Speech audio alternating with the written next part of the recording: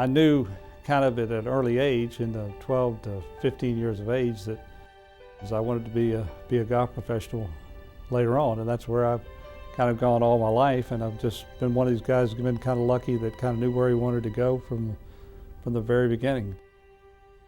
Because of some good direction from Max Elvin and so many people that I've known in the past, I was able to get into the golf business and realize that dream. Of all the people in the Mid-Atlantic area, you have Max Elvin, Bill Strasbaugh, but Jim Folks is one of those guys. He just is first class in everything he does, in his work, and in his teaching, and in when he's playing golf. I mean, he is just a first-class individual. Jim is golf at Bethesda Country Club because he always has been there for us, whatever we want. I think we've been blessed with a standard of excellence that few clubs have had, and Jim's really the standard bearer for that standard of excellence. He made a club from a kind of a pretty good little golf club to a wonderful institution.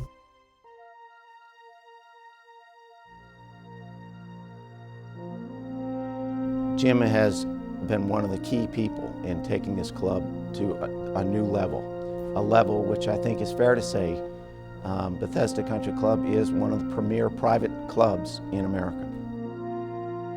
I don't think there's anything that's the same here that it was 30 years ago. I mean, everything has changed. But the one consistent thing has been Jim Folks. One of the things that Jim does really well is make it look easy. And he works really hard to make it look easy. And it's a very, very smooth golf operation that he runs. He came up under Max Elvin, he came up under an old school philosophy, and that philosophy was the member's always right. Max was a tremendous influence. He was very much a believer in service to members.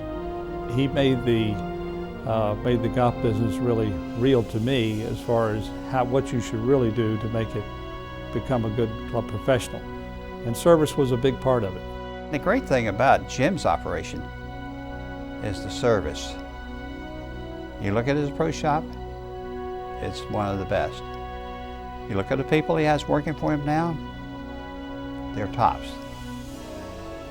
One thing he used to always say was, Clark, when I drive up this driveway, I'm excited to be here at this club.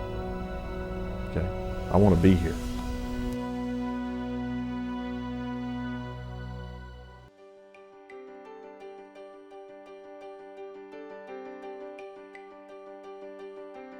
He runs a first-class operation, and he trains his assistants well, and most of the kids or his assistants have gone on and are head professionals today.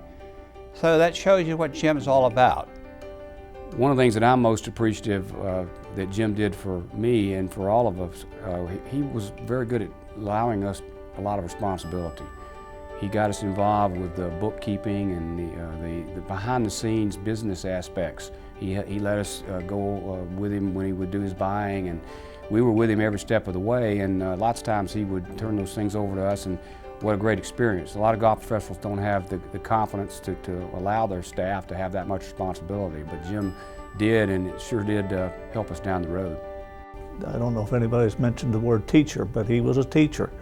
He was a businessman that taught the business of golf. Jim had quite the business acumen. You know, one of his main goals is you're here to make a living, see. So probably within the first couple of months of me being at Bethesda, we have some members come through the shop. And I believe the member was Van Donnelly. And Mr. Donnelly says, I'd like to buy a ball marker. Jim, do you sell ball markers? And Jim says, well, I sure do. So he pops the register, takes a penny out of the register, lays it on the counter, says, that'll be $1. We used to kind of keep an eye out for when Jim was going to be coming to work, and he was very easy to pick up on because he had this orange Cadillac with a white vinyl top that he was so proud of, and it had to be 1.5 blocks long. And he'd turn in off Bradley Boulevard, and we'd see him coming up that hill, and that's when we knew it was time for us to act like we were doing something. But it was funny in the wintertime, he'd come flying by and he wore a cowboy hat. And to see Jim in that cowboy hat and the Cadillac was quite a sight.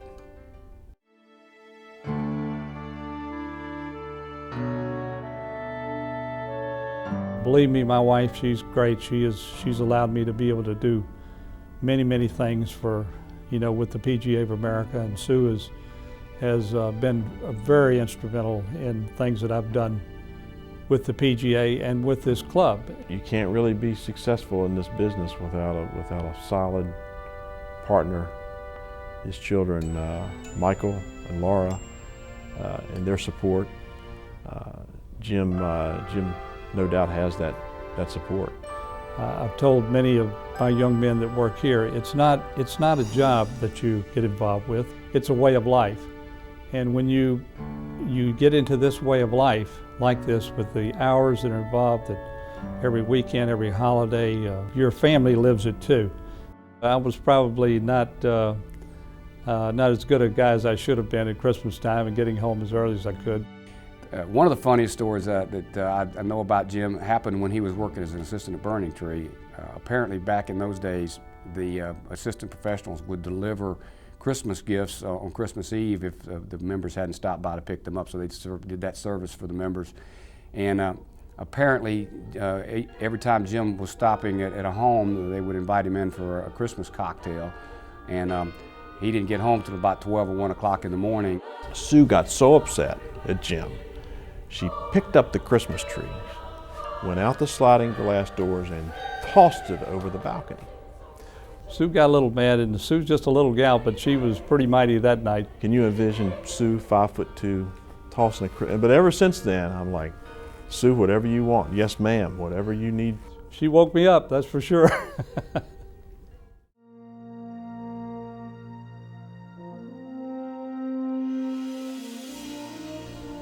Well, I think probably the proudest moments I've had, I guess, is winning the Bill Strasbaugh Award for, employment in the area, because that was a focus in which I've had over the years, and trying to improve the positions of many golf professionals in the area, and their future was very important to me, and that's kind of a torch that I've kind of carried on from Max Elbin and from the professionals. I believe in the 50s and 60s, that's what they were trying to do, and that torch was kind of passed on to me, and I've been trying to carry that torch on as well, and hopefully I'm able to pass it on to other people along the line. So I'd say that's probably the proudest moments, is seeing people be successful.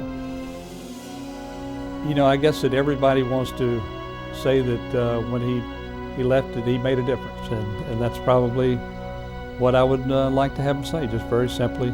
Jim Folks, our golf professional, made a difference. I hope I have made a difference at this club, and for the PGA of America, I've tried my best, and I think that, I will certainly continue to do that for as long as I can breathe air. I'm going to be trying to better the PGA of America and this club.